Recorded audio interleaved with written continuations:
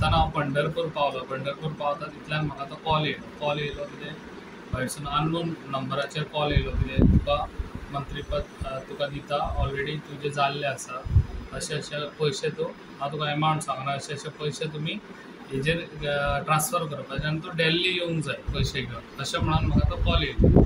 मागीर त्या कॉलाचेर व्हडलो हें घेवंक ना, पूण म्हाका दिसता खंय तरी फ्रॉड हे चालू आहा म्हाका दिसता.